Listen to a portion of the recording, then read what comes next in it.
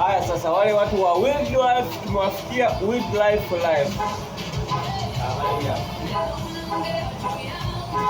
Mimi napenda kutalii adventure. Adventure nakuja kufanyia nyumbani sasa.